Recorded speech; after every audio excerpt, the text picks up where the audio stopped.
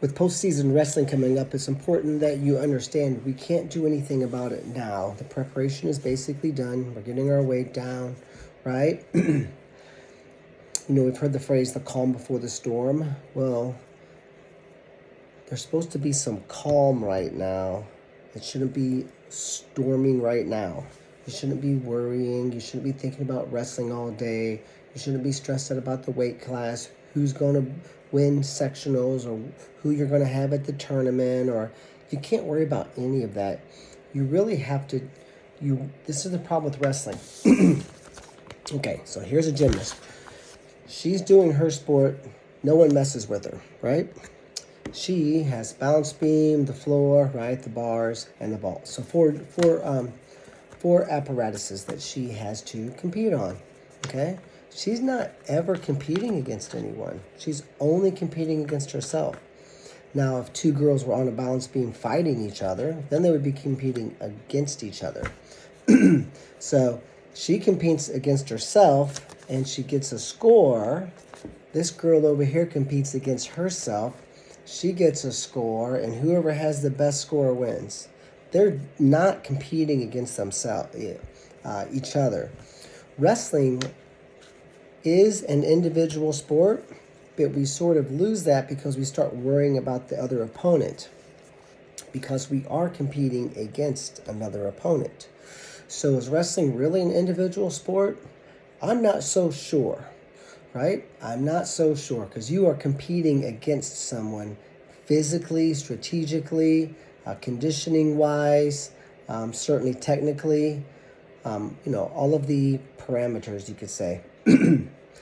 So, since we bring that into the equation, we start to worry about that.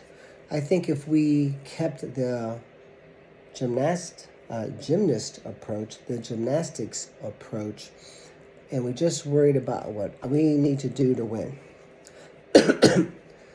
What do I need to do to win? I have to stay within my own ties, wrestle my style. Sure, when I have another opponent who is on the mat competing against me, I pay some attention to what he or she is bringing to the mat. Oh, they're known for sandbagging, right? They back up, they tap the forehead, they circle, they back up, and they explode. Okay, I'm not giving chase. I have a little game plan here. So I adjust my wrestling a little bit, but that still is what I need to do to win. So I consider my opponent just enough to put a little bit more, we're putting like a little, it's called inches and ounces, right? I've just trying to stack the odds in my favor. And, but ultimately, I only think about what I need to do to win. That's it. I don't think about anything else. So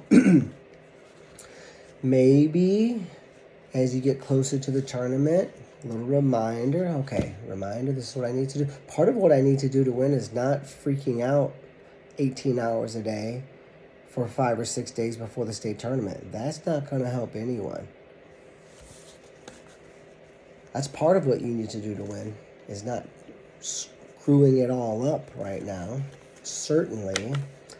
But it's okay to spend a little bit of time each day in practice. Okay, I know that, probably in the semis of regionals or districts, we have super districts here in Missouri. We don't have regionals or sectionals. I should have so-and-so in the semis. Might spend a little time here, right?